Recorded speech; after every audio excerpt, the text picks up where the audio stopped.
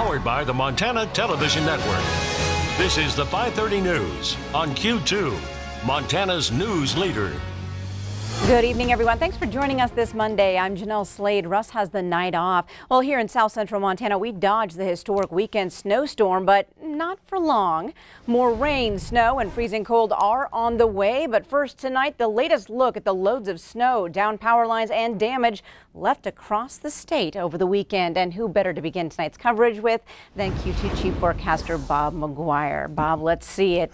Well, Jeanelle, they say one picture's worth 1,000 words. Yes. What do you say we burn a few thousand words? Take a look at this picture. This is from the Montana Department of Transportation webcam by Pendroid. I like this picture because you can see this is taken this morning about 8:30. You can see the mountains in the background being highlighted by the rising sun. Just kind of a cool looking shot there, but look at all the snow. My goodness, did they have a lot of snow. How much snow did they have? Well, check out some of these snow totals from the weekend snowstorm. Babb up by Glacier Park, 52 inches. That's right, 52 inches. Browning, 48 inches. Badger Pass had 46 inches of snow. St. Mary's, we hear about that one all the time. 45 inches of snow over there, and over in East Glacier, that's the one right on Highway 200. Yeah, look at that, 36 inches of snow. Here in Billings, we wound up with 1/10 of an inch of snow over the weekend. The rest of it was like 7,700 of rainfall. Anyway, that's what's happening for the storm. We are going to see maybe another small snowstorm tomorrow morning. We'll chat about that in a few more minutes.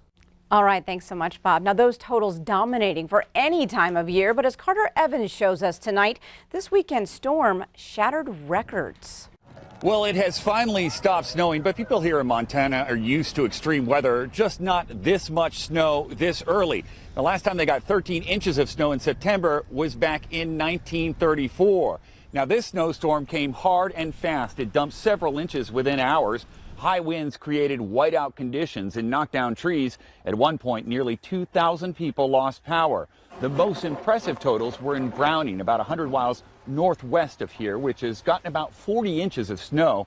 The September storm reached as far as Idaho and Spokane, Washington. Nearly 2 inches of snow fell there. That is the first measurable snow on that day since they started keeping records back in 1881. Now, temperatures are expected to drop into the teens and 20s over the next day or so, so all of this is going to turn into ice.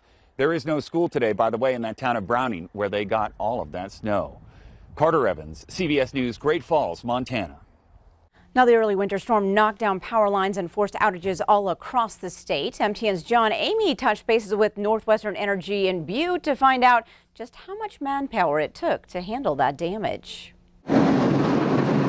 This weekend's blast of winter weather resulted in more than 300 reports of power lines going down across western Montana.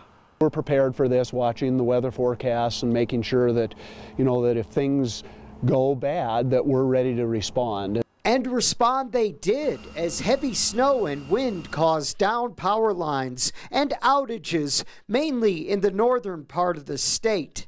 This required pooling the company's manpower. The weekend before, we had about 400 hours of man hours that were out there working, and this weekend there was about 1,700. So we did pull in crews from other areas to make sure that they're able to keep things safe, make sure that we get people back in power. Northwestern Energy encourages any help from the public. If you do see any power lines that are down, that you please report those to us immediately and stay away from them. And with these cooler temperatures coming in, people are going to be firing up the boilers and also their heaters. So Northwestern wants their customers to be wary of any natural gas leaks and to contact them as soon as possible. We want to make sure that, when you're turning your boiler back on, number one, if you smell gas, that you make sure that that you take the precautions to get out of the house, and that you make sure that you call, so that you report that so we can take care of that in a safe manner. In Butte, John Amy, MTN News. And Northwestern customers can report any problems by calling Northwestern's emergency line. Well, keeping with the theme of severe weather, the state wants to hear from people impacted by hail damage.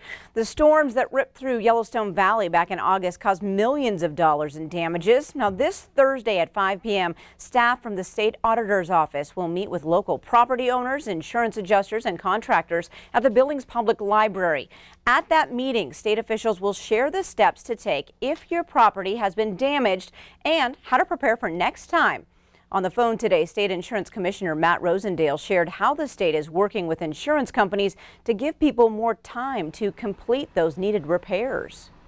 And by just taking that simple step and allowing additional time for the work to be completed, most homeowners don't feel that pressure, and they feel like they can shop, take their time, enter into a contract that they have thoroughly been able to review, have their insurance company give them good advice on it, and then have a transaction closed out so that they are made whole again. Now, if you can't make it to the library on Thursday at 5 o'clock, Rosendale urges Montanans who have questions about insurance processes to call his office at 406-444-2040.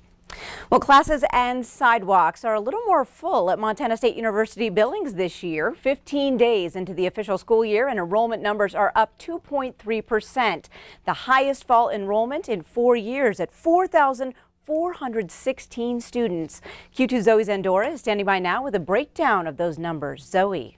Yeah, Jeanelle, today I spoke with Chancellor of MSU Billings, Dan Edelman, who says the university has seen that 2.3% increase reflected in especially focus group areas, that being Hispanic, American Indian, and Black students, as well as students receiving military benefits and first-generation students. Now, although the college is seeing a rise in enrollment, 724 or 6% of that 2.3% increase in students are dual enrollment from 11 area high schools.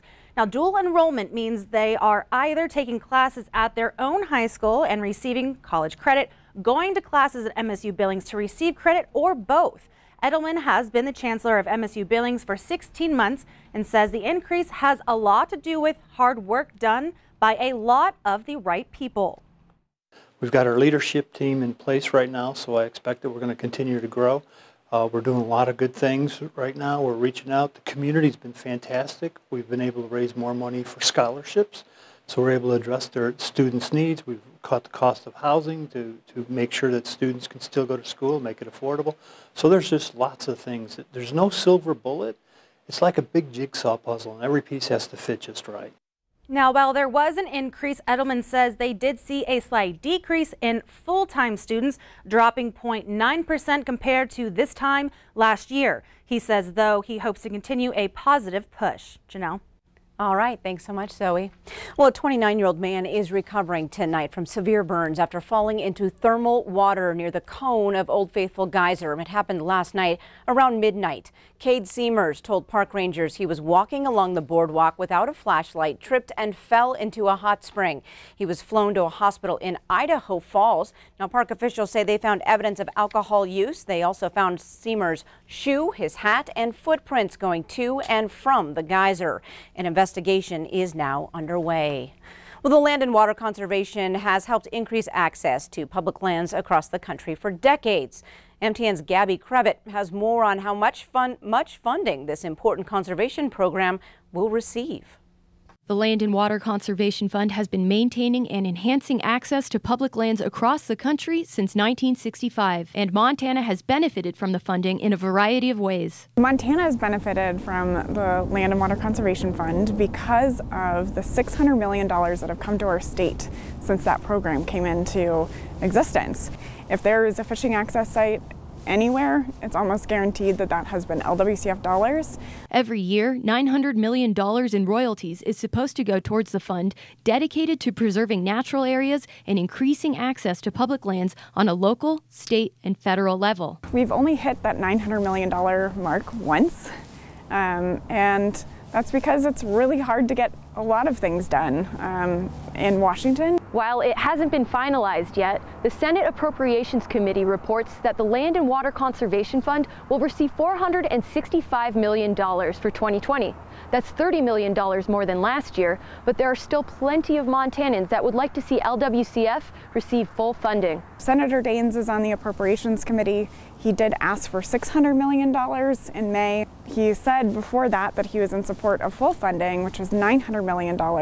So asking for that middle ground ended up with a middle ground number. We reached out to Senator Daines and received a statement from a spokesperson saying, Senator Daines has been a champion of LWCF and will continue to fight for full funding for the program, including fighting to move his bipartisan bill, achieving that through the process. In Bozeman, Gabby Crevitt, MTN News. Thanks, Gabby. Now, the Land and Water Conservation Fund receives all of its funding from offshore oil and gas royalties. Well, there's more news from across our state on tonight's statewide 9 o'clock news on the CW. Montana's minimum wage set to bump up. We'll let you know how much and when tonight at 9. But first, on tonight's 5:30 news, when it comes to October, bone chilling is supposed to be reserved for Halloween, but now producers are feeling that cold. Those effects next. And in sports, your Cats and Grizz are suddenly both top 10 in football's latest national poll. Casey hears from both programs. You're watching MTN News with Jeanelle Slade and Russ Riesinger, Storm Tracker Weather with Bob McGuire, and Sports with Scott Green. This is the 5:30 news on Q2, Montana's news leader.